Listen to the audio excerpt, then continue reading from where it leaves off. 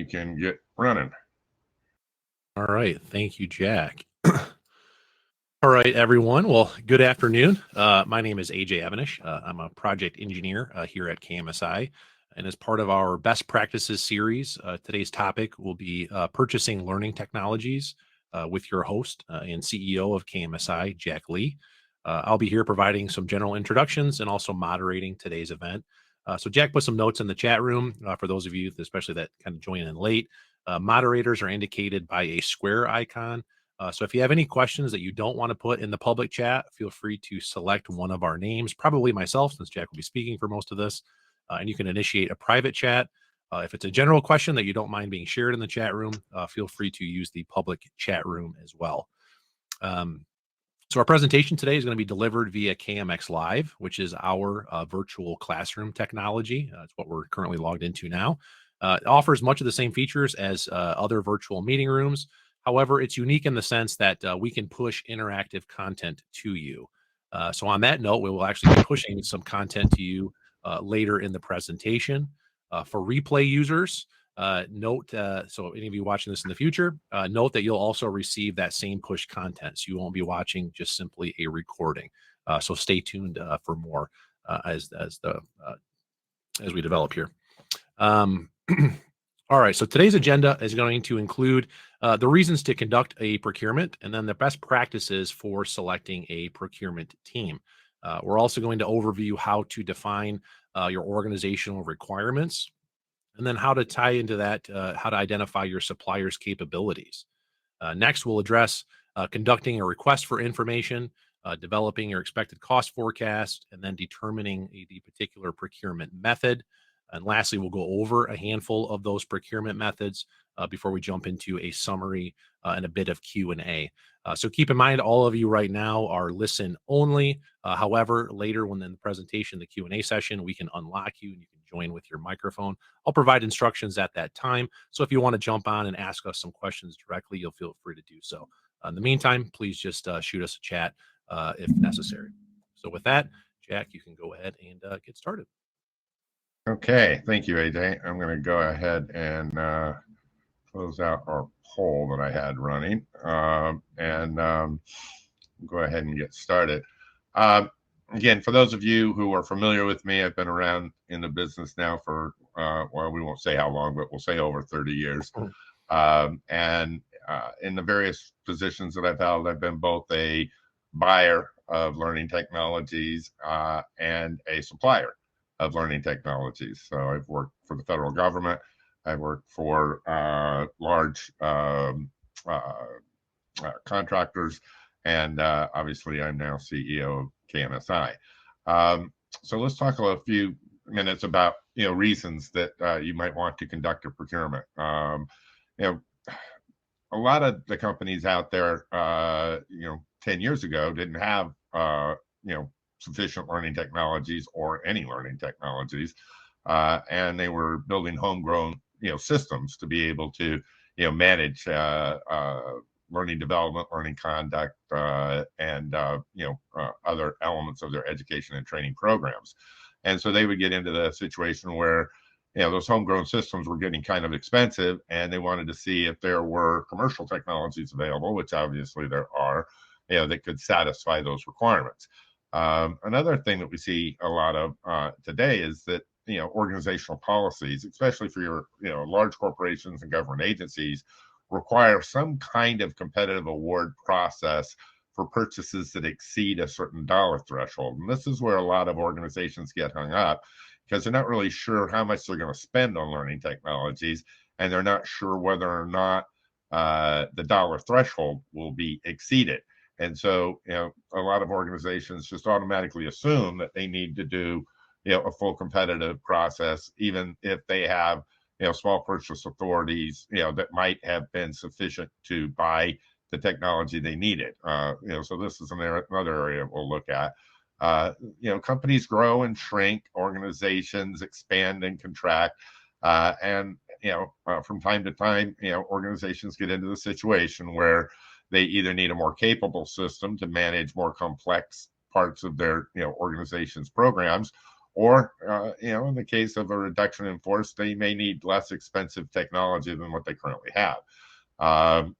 Another one that comes up quite often, especially now, a lot of vendors, have been providing their solutions to their customers for, 10, 15, years, and the market has become significantly more competitive. And so, what you paid 10 or 15 years ago may not be realistic in today's market. And in fact, the current vendor you're buying from may not even, charge as much as they did back when you originally bought their product. So going out and trying to find a better price seems to be a pretty good reason to conduct a procurement.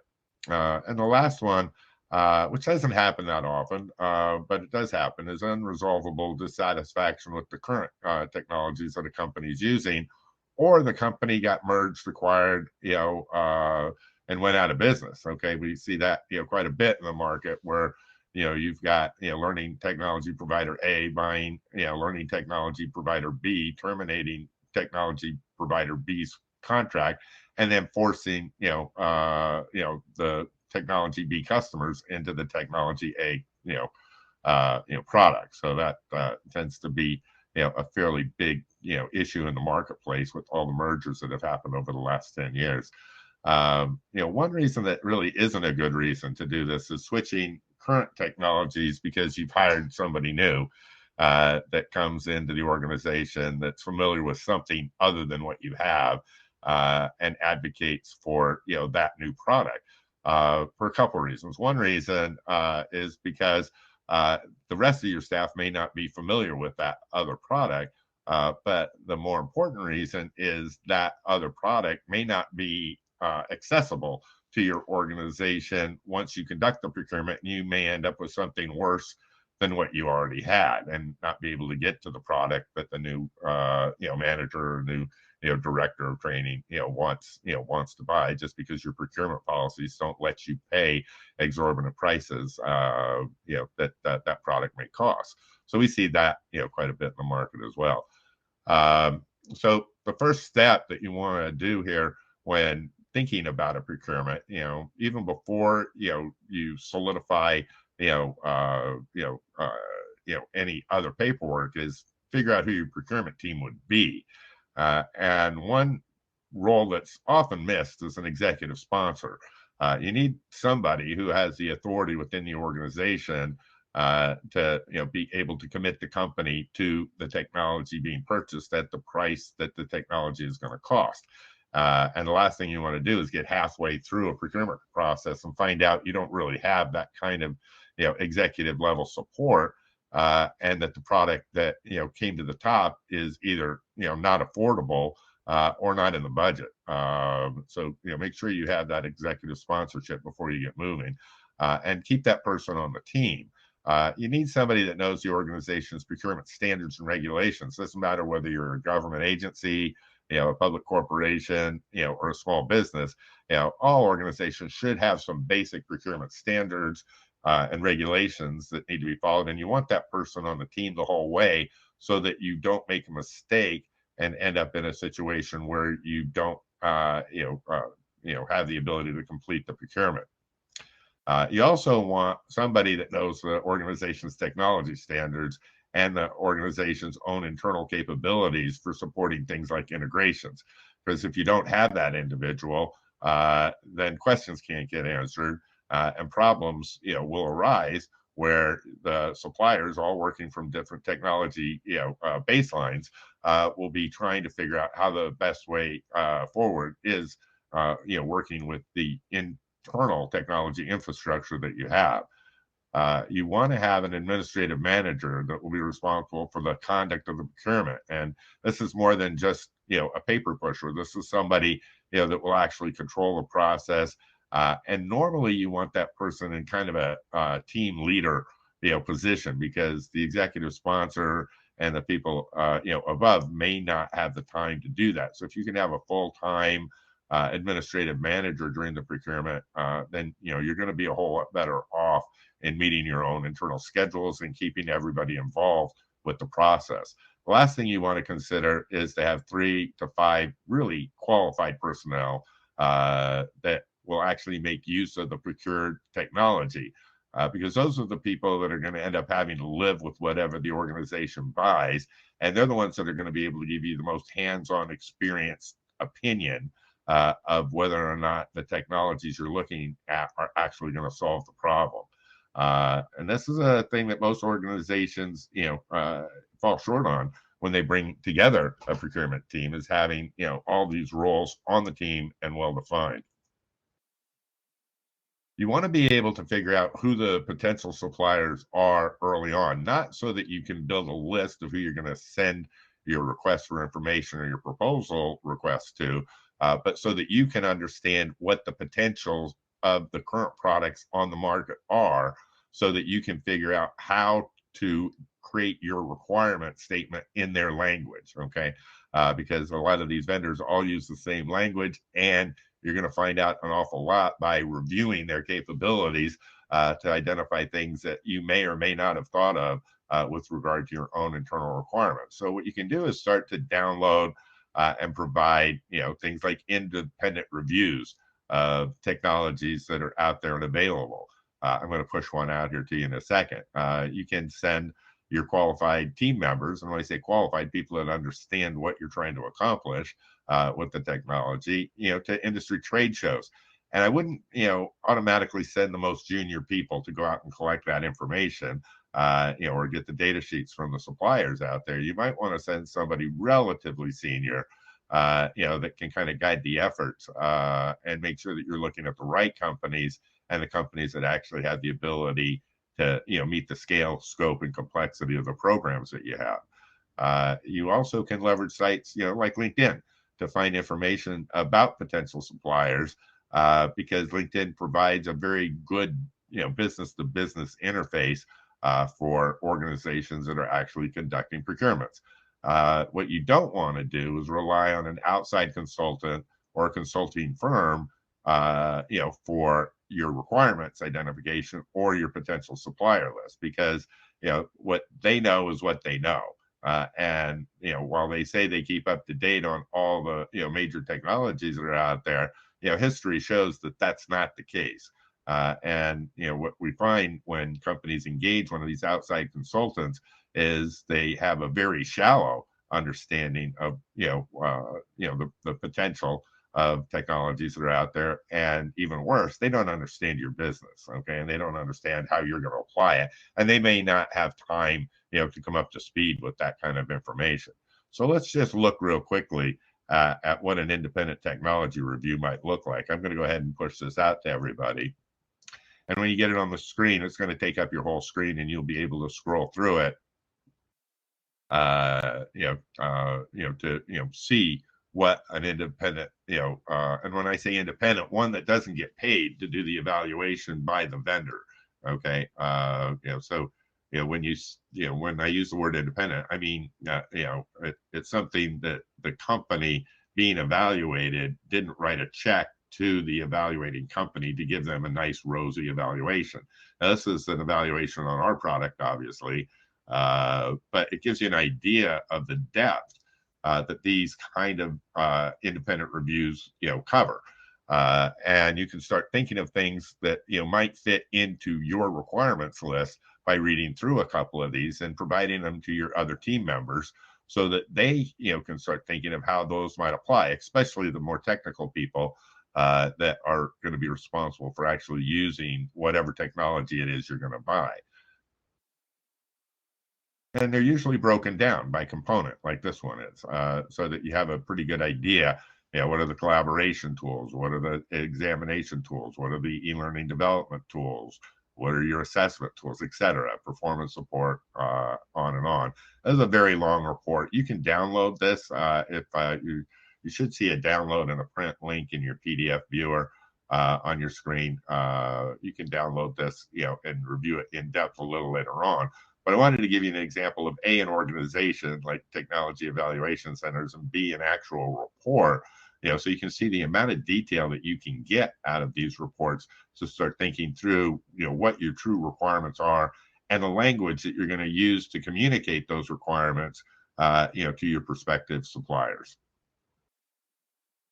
Let me give you a few more seconds to look through that.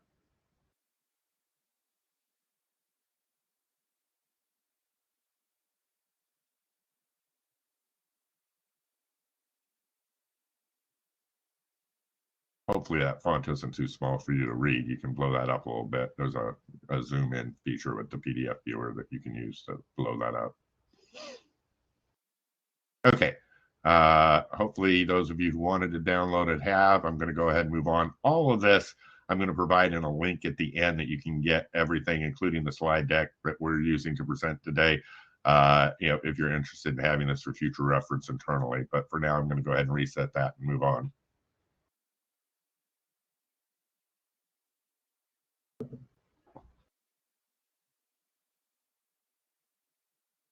Okay, so the next thing is figuring out your organization's requirements.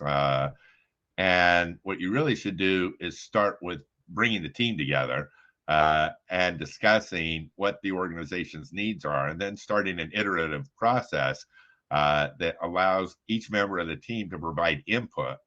And normally, your administrative manager of your procurement process, would be the one to synthesize and bring that all together. Most organizations that has successful procurements, do create a very detailed spreadsheet of the must-have items, which you should consider pass-fail. If they're must-have, they're must-have. And then nice-to-have items, things that aren't going to sink the ship, but your organization would really like to have those additional features and capabilities. So that's a good way to look at any procurement is what's the minimum to succeed, and what are the nice to have features that add value for the organization, and what's the weight of those nice to have features? Is it a big deal to have it, or is it not such a big deal, but you've heard of it and it'd be nice?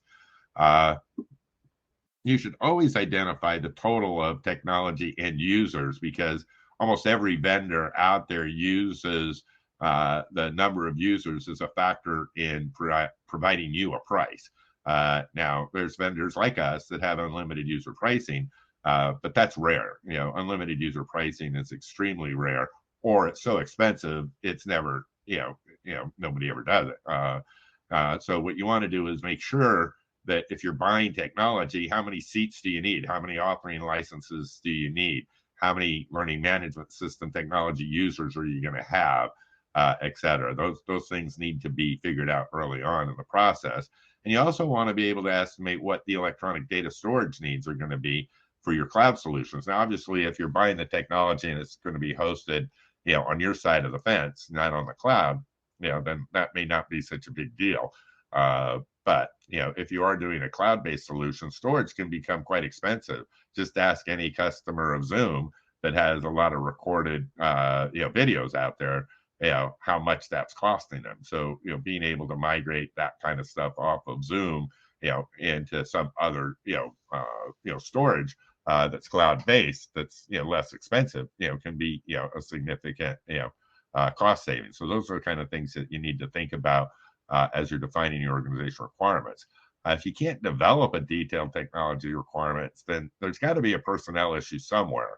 If your people don't understand what your organization needs, especially considering the type of people that you've put on the team that we've discussed previously, then you really need to solve that. That doesn't mean hire a consultant to come in there and band-aid the process, but stop long enough to determine, okay, how do we get somebody on the payroll that actually is going to be around and responsible, for this afterwards? Because I can guarantee you that consultant's not going to be around and responsible for it, the day after you've made your purchase.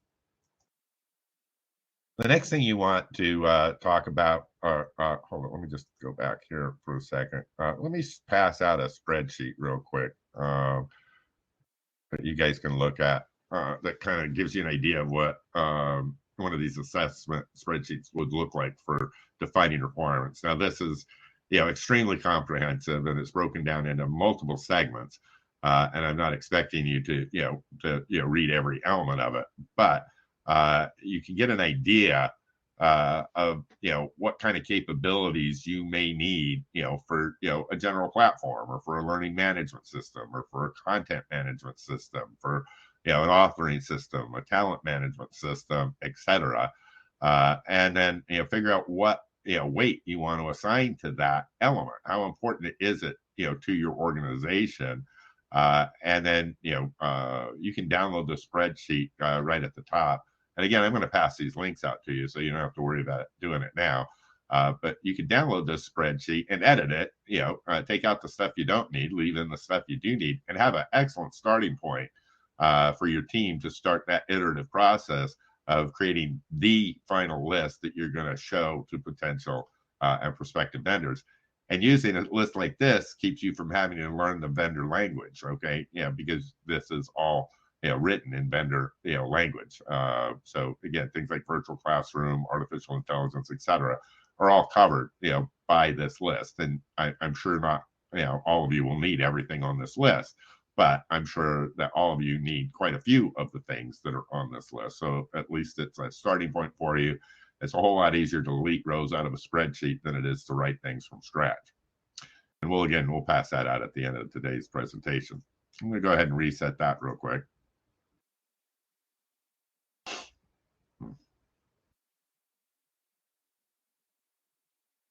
Okay, now we can move on here. So the first step after you've gotten your requirements together is to conduct a request for information.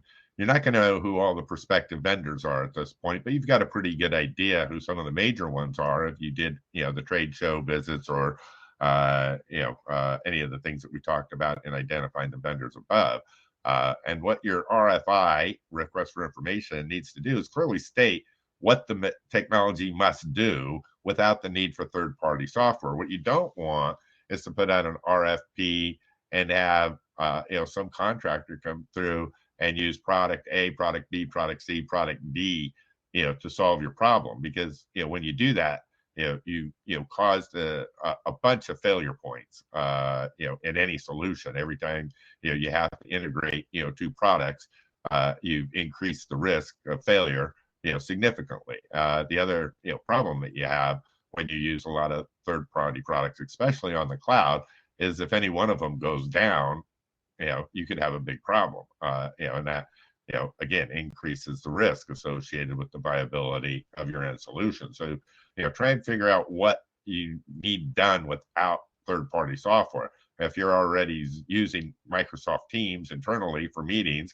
and that's going to be part of the mix irregardless of the technology you buy, then you should state that. But again, make sure you tell the vendors in the RFI what you need their software to do, not what can you cobble together for us by merging third-party products that you have no ownership over together. You also want to clearly identify all the technology security standards, any information exchange standards. Maybe you have certain HIPAA controls that you have within your organization. If you're in healthcare, maybe complying with the American Disabilities Act and Section 508 is a major requirement. You just got to nail all these things down and make sure that the vendors aren't given an opportunity to submit a response to the RFI that doesn't meet your requirements because you didn't clearly specify them. If you're considering hosted, or a software as a service solution, you need to know what the service level requirements are. Your people going to be there 24/7? Do you need it to operate 24/7? Is it something that has critical infrastructure to your organization where it needs to be 99.9% available? You got to understand what the throughput rates are associated with the software. If you got 100,000 users, can the software handle this 100,000 users? What are the thresholds that you see associated with your programs? A lot of customers have buyer's remorse by not checking this box, by not determining early and upfront that the software that they purchase can handle 30,000 concurrent users or even 5,000 concurrent users. For a lot of the vendors out there, it's just not achievable. So if you have those kind of issues where you're a major association, you have 1.5 million members, and they have an annual recertification requirement that has to happen in a 60 or 90 day period. Well, you've got a pretty high concurrent, use rate, that's going to take place. You need to estimate what that is, and make sure that you put it in your RFI so that the vendors can respond, yes, we can handle 100,000 concurrent users, or we can handle 10,000 concurrent users, whatever you believe that requirement threshold will be. We also want to make sure that the software can be moved to your own data center if the cloud method doesn't work out for you. Again, another thing that happens a lot in industry is people buy these SaaS solutions, and then security standards change within their organization, and it has to move behind the firewall. But the product that they bought isn't movable. Okay, it's not something that can be installed behind the firewall, and now you have to start over again, and that's going to cost a lot of money to do. So you should check to make sure that regardless of the solution, that if there's a need to move that onto your machines inside your firewall, that you indicate that that's a requirement early on, because that's going to eliminate quite a few vendors if that's any potential, if there's any potential at all that could ever be the case. And we've had a lot of customers that have increased their security standards and moved their stuff behind the firewall. This isn't some thing that never happens. It definitely does happen. And when that occurs, with our software, obviously we offer a software license, and you can move it behind the firewall. You need to make sure any vendors that are offering you the technologies that you need have that similar capability. Don't just buy a pure cloud solution that has no ability to be put in your data center, if that could be a possibility. You also want to include all your business requirements, insurance, whether E-Verify for employees is required. Maybe you need a certificate of good standing, and somebody in your contracts department is going to know what those business requirements are. Put them in the RFI, because it's going to eliminate a lot of companies right off the bat that can't meet your business requirements. What you don't want to do is spend a bunch of time reviewing requests for information or subsequent requests for proposal responses where you haven't tightened things down enough to eliminate the companies that couldn't possibly meet your needs. So get that up in there early, and what you're going to have is a whole lot shorter list of companies to deal with. We just bid a contract recently with a state agency in California, and they didn't go through this RFI process. They just put an RFP out on the street, and they didn't state all their business requirements up front, and they got 52 proposals. Well, 38 of those proposals are from companies that couldn't possibly satisfy their organization's requirements, and so now what do? They got to go through all of those and figure out which are the ones that can and which can't, or enter into discussions with the companies to find out whether or not these additional requirements or unspecified business requirements, not technical requirements, can be met. Again, clearly state the number of end users, including any historical or archived information that you need to maintain. A lot of vendors say, okay, active end users is their pricing. Well, what about the archived users? What about the users, the employees that have terminated, or the personnel that are no longer there, but you've got a 5-year legal requirement to maintain those records? So you need to be able to clearly state that in your RFI, so that you don't get misquoted, that you don't get a quote for the active users that doesn't include the ability to store the archived accounts. And so you want to make sure that's in there. You want to clearly state the content and file storage requirements for your programs. I have another customer that we worked with recently, had just a ton of Zoom videos that they needed to move over, and it was in the hundreds of gigabytes range, and they were paying a fortune to Zoom for the storage. They wanted them to move over, and they wanted to be able to use them within their new system.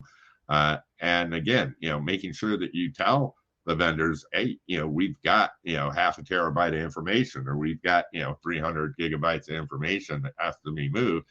And then you want to start thinking about what your future requirements are, so that you don't put yourself into a box where, you bought a system that works for you today, but a year from now, when that volume doubles or triples, of either users or file and content storage, well, it won't work for us then.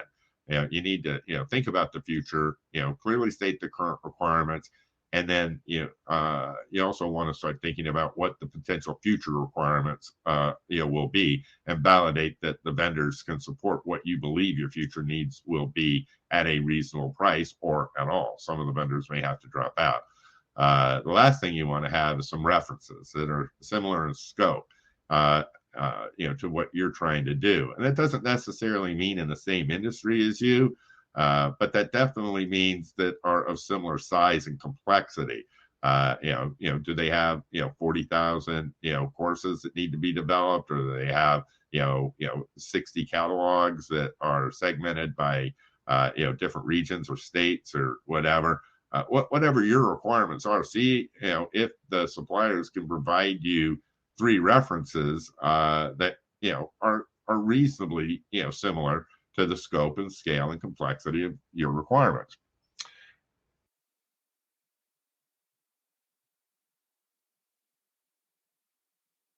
Okay, so how do you conduct the next step of this RFI process? You got to publicly release the request for information. Some organizations call it a source of sought announcement.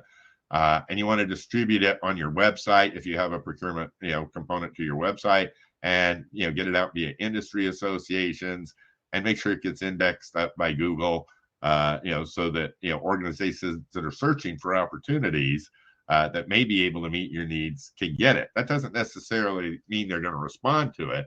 If you did a good job defining your requirements and identifying those must-have items, that's going to get rid of 98% of the riffraff, and you're not going to get responses from organizations that can't meet your requirements. The last thing they want to do is put in writing, that they can't meet your requirements, so they just won't respond.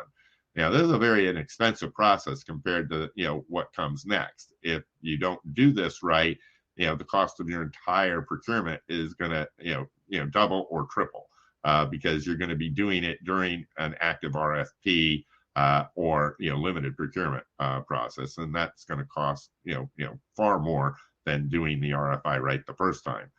The suppliers that are qualified to support the organization will respond, and that's going to give you that information. You'll know who the potential suppliers are, and the scope and range of pricing offered by each supplier can also be and should also be provided, so that that doesn't mean nail it down to the nearest penny. That means give us a scope. Okay, what's the range of pricing based on the requirements that we've identified? What's the low and the high that you're looking at? Now, if they're low and the high is radically different, well, the low's 10,000 and the high's 100 and 50,000, then something's wrong off the bat. Either your requirements were specific enough, or the vendor doesn't have a clue. It's one or the other. Okay, so the better your requirements are, the tighter their scope and range will be. If you believe your requirements are relatively tightly stated, then you should have a variance of 10 to 20% in the range offered by these suppliers. You also want to get from them the capabilities and requirements that you may have failed to consider. Because the vendors love to tell you what you forgot. They love to tell you what their software can do that isn't in your request for information. And you can look at that and say, yeah, that's probably something we forgot, or we considered it and we decided we didn't need it. The suppliers, you also get information that of the suppliers that are in the price range that you have to work with, and the price that would exceed the threshold or come under the threshold that mandates the conduct of an expensive RFP process. Now, a lot of organizations go into this, they just throw an RFP out, a request for proposal out, and it takes them months and months to go through the proposals that are responded to. By doing the RFI, what you've done is you've limited the number of suppliers that you need to send an RFP to. And what you can do with that is, spend a whole lot less money and a lot less time, completing the procurement. There's really never a good reason not to conduct an RFI before you go on to the next step. So what are those next steps?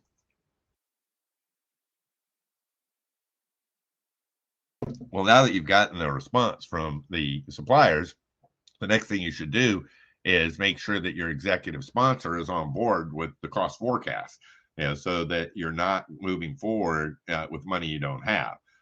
So that cost forecast can be developed by looking at the price ranges submitted from the suppliers that clearly stated and indicated they could meet your requirements without having to rely on third-party software.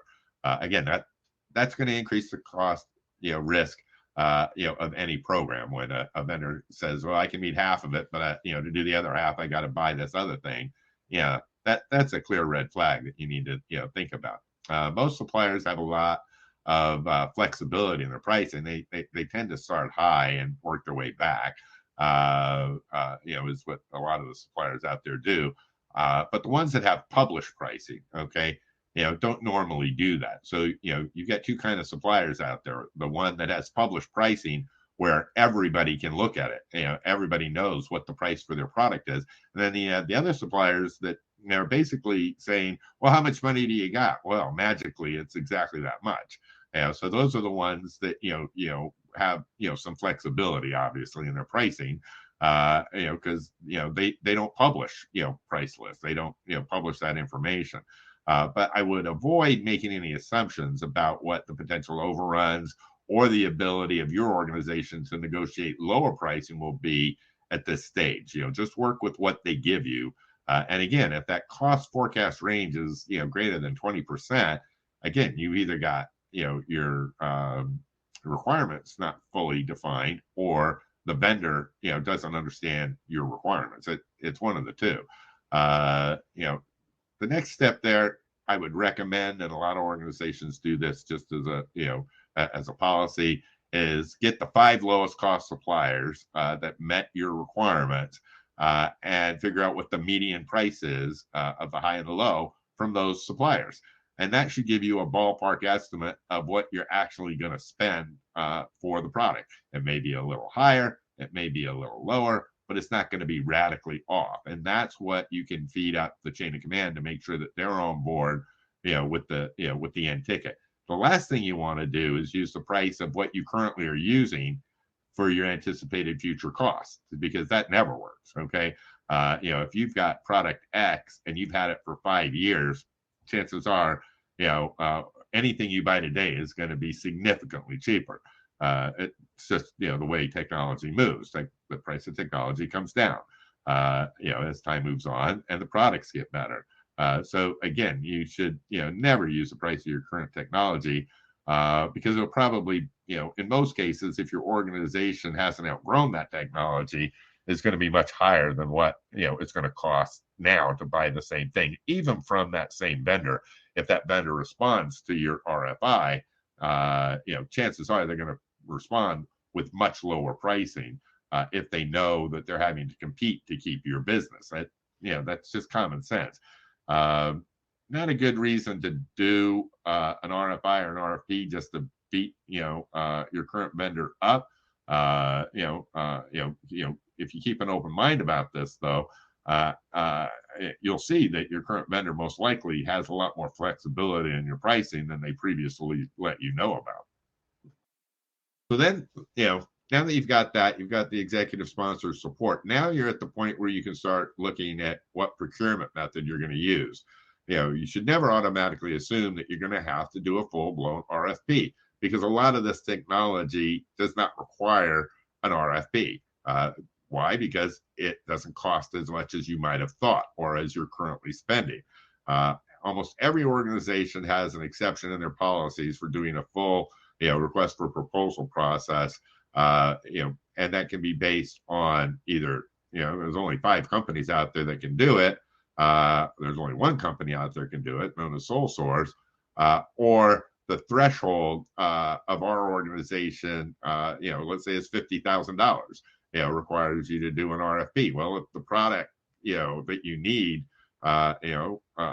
is available for under $50,000, why would you even think about going through the RFP process? Use, small purchase authority or sole source purchase authority to do that. What you're trying to do is, use the RFI process to reduce the amount of effort and expense that's going to be associated with the end procurement. There's no corporation, government agency, or institution that should be required to expend thousands of dollars to conduct a 6-month RFP process if the technology can only be provided by a limited number of suppliers, or a limited number of suppliers that can do it at the cost that you anticipate or are willing to spend for it. So think about that, as you move forward in determining your procurement method. And let's talk about a couple of these. The first and the most complex, and one that every organization underestimates, is the request for proposal method. It's expensive for the suppliers, the vendors that are going to bid it, and it's very expensive for the company that's putting out the RFP. A lot of RFPs cost corporations in excess of $100,000 to complete, internally, just without getting any product out of it. All they did was, go through the motions of all the labor that was consumed by the personnel on the procurement, team, to go through all the proposals that came in. I mean, imagine you put an RFP out there cold like that state agency in California did. You get 52 proposals in. You're under restrictive guidance from the state that says you got to look at them all. That you can't just throw them out for no reason. And now, you're going to spend the next 6 months reading proposals. Either that, or you're going to increase the staff on your proposal team and add people that weren't involved from the start that may or may not understand what your requirements are. So that's a really bad situation to be in. But if you do have to put out an RFP, again, you need to do all the things we talked about before. State what the technology must do, identify the security standards, think about, whether you need a service level agreement with a hosted solution and whether or not you may need to move that software behind the firewall someday. Make sure you identify your business requirements, the end users that you need, the anticipated content and file storage, and you have to clearly state the method of evaluation. What's going to cause some company to be the winner? Is it a best value? Is it lowest price? Et cetera. Whatever formula you're going to use, it needs to be clearly stated, because it doesn't matter if you're a government agency or a large corporation or a small business. If you don't state that method of evaluation at all, you're going to get no response from several of the most competent vendors, because they're not going to waste the time to submit their proposal along with 52 or 60 others that are coming in the door if they have no idea what your evaluation method is going to be. And so, maybe you thought you wanted to buy product A from company B, and you didn't state your evaluation method. Company B may just say, we're not going to spend the money responding to this, if this organization isn't even going to tell us how they plan to evaluate, what we send them. So you got to clearly state that to get, the more, respected providers in the game.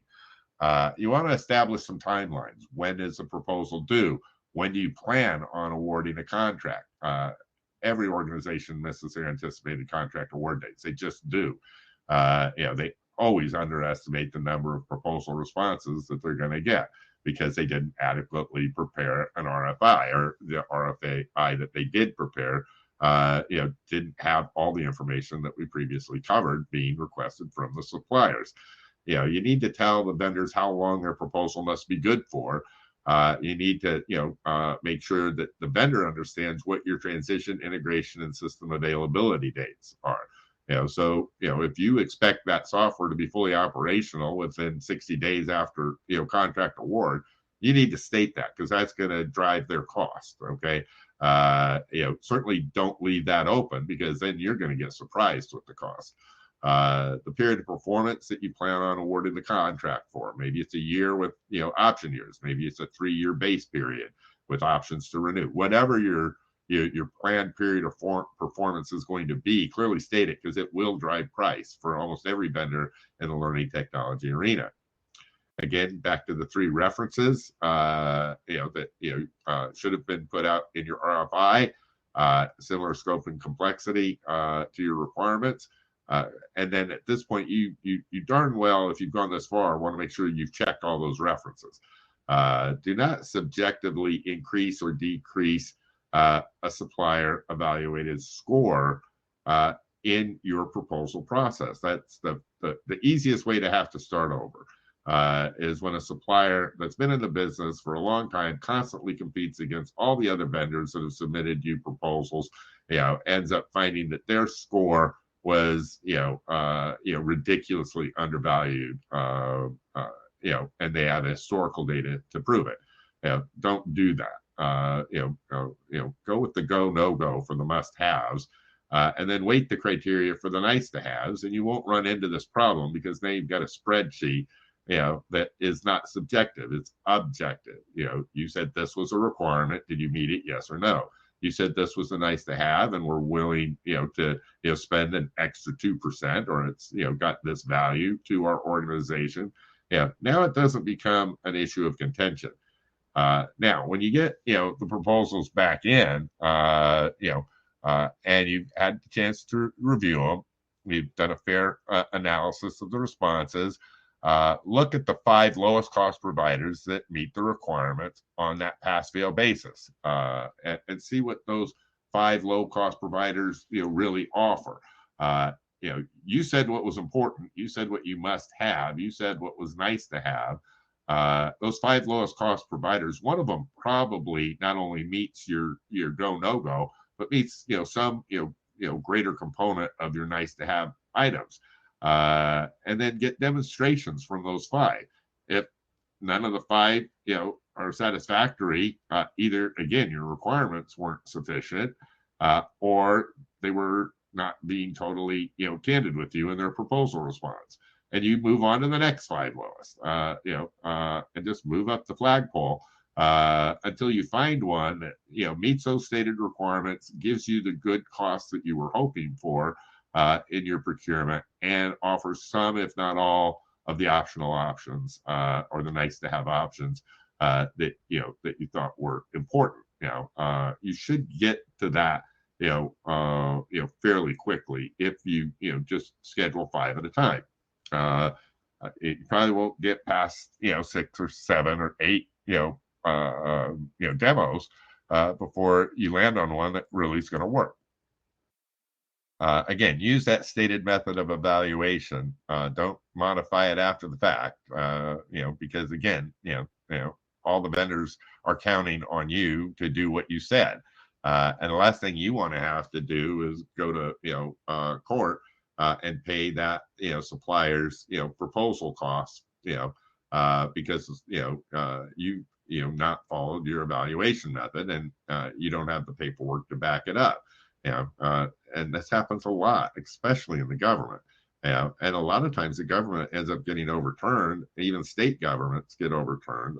Public associations get overturned, by a court that doesn't follow what they said their method of evaluation was. Whatever you think is important to your organization, do it that way and then stick to it to avoid all those problems.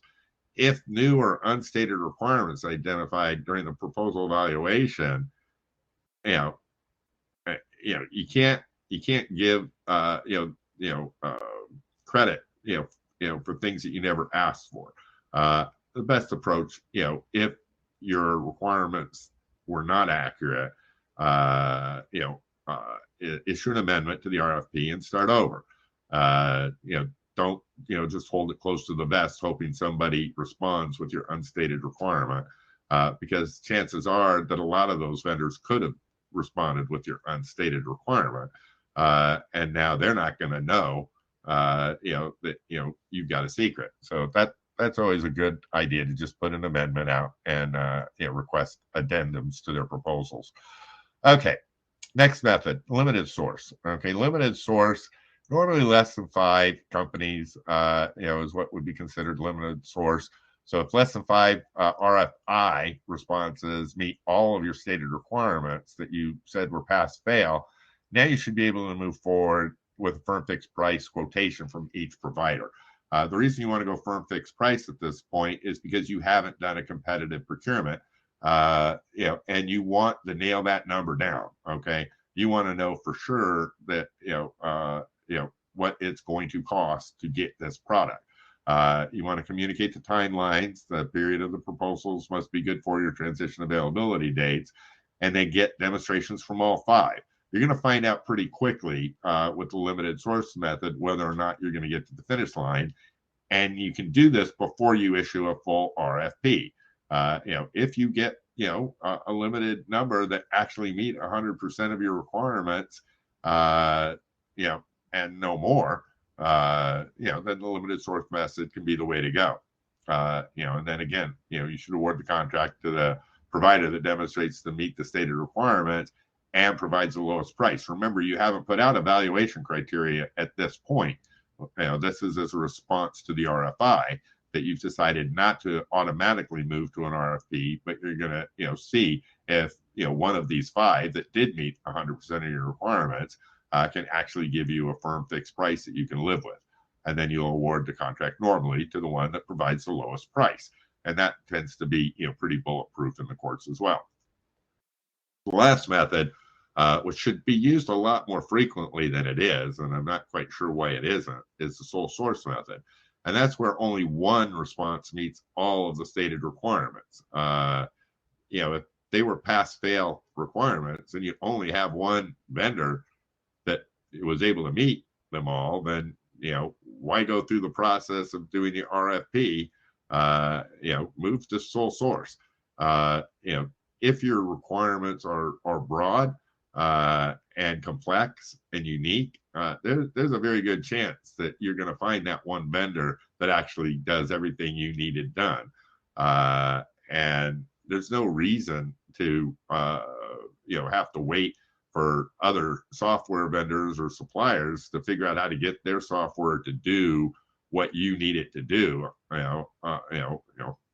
With service agreements, you got a vendor that meets the requirements 100%, and it's within your budget, in the range of the price that they offered in the RFI. Go out, verify that provider's references, make sure that they're not full of baloney. Get a demonstration from the provider again to make sure that they can do the things that they said they could do. If those demonstrations and references are acceptable, then you can move forward with asking for a firm fixed price quote from the provider. And then communicate with them again the timelines that we've discussed, and then based on having that information in hand, you haven't eliminated the ability to move to another process. This has all been internal. You've asked one vendor for a firm fixed price.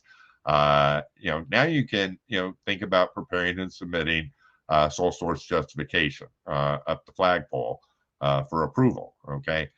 It's not a hard process if you've only got one vendor that responded to an RFI that you announced publicly and solicited input from industry associations that get sole source justification.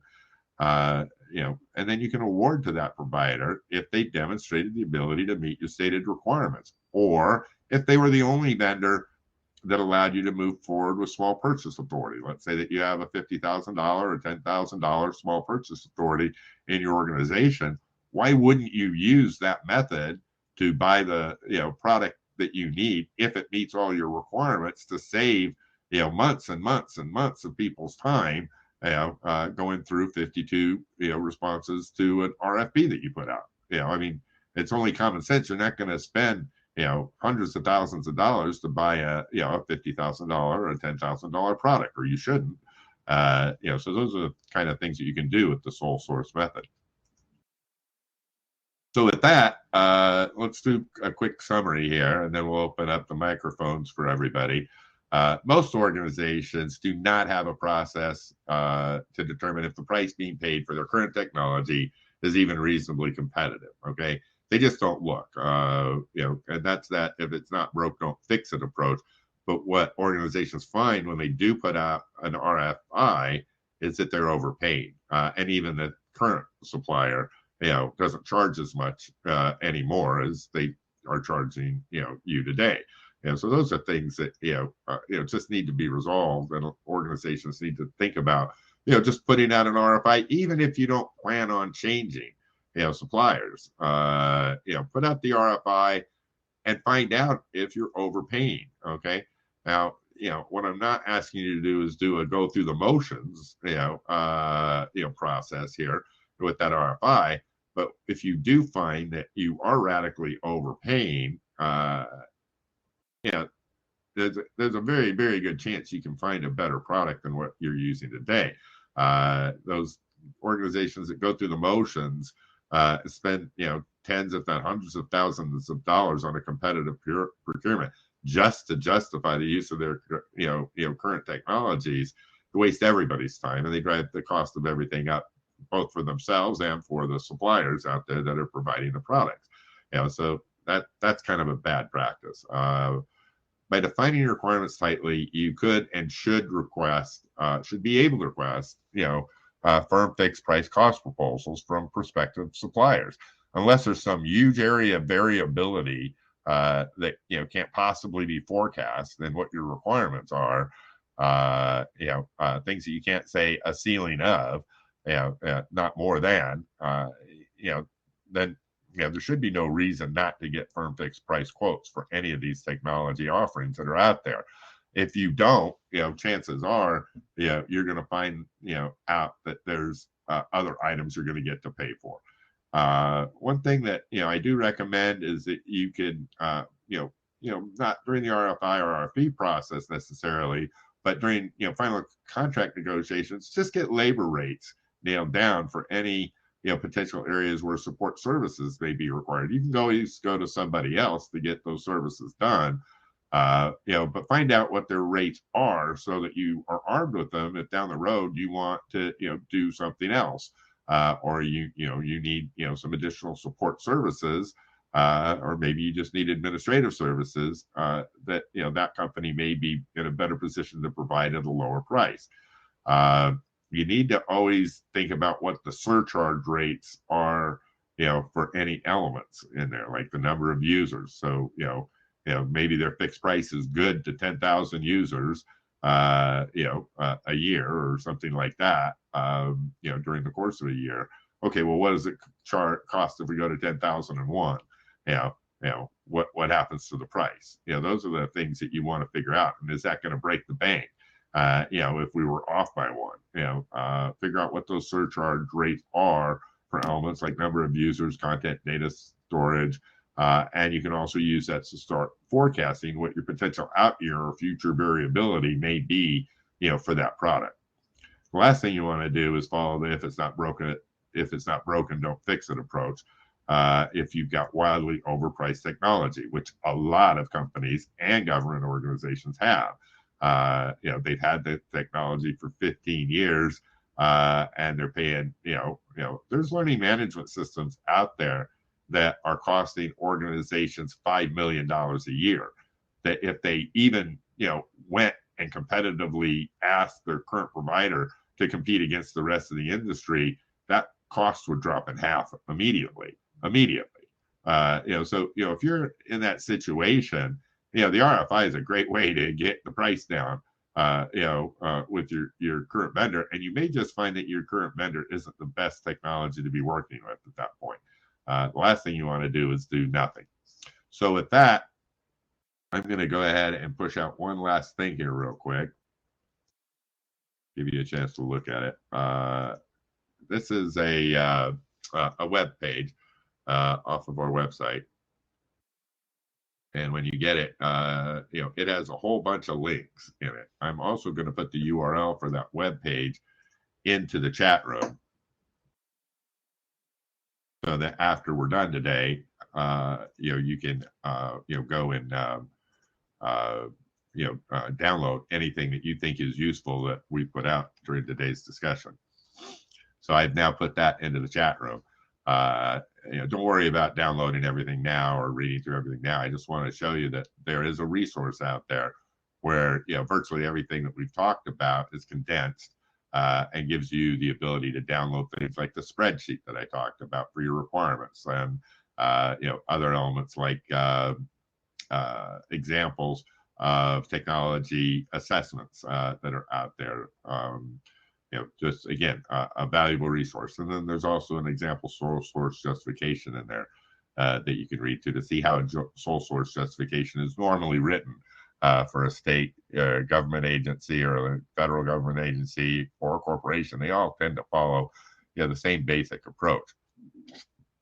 Okay, so I'm going to go ahead and reset that. Make sure you download that, or you link to that later. We're going to go ahead and shut down the recording. We're right at an hour right now. And then we're going to open up the discussion, with the microphones. Thank you for your participation today. That's just for the recording only. Don't leave. We're going to let you open up the mics. And I'm stopping the recording now.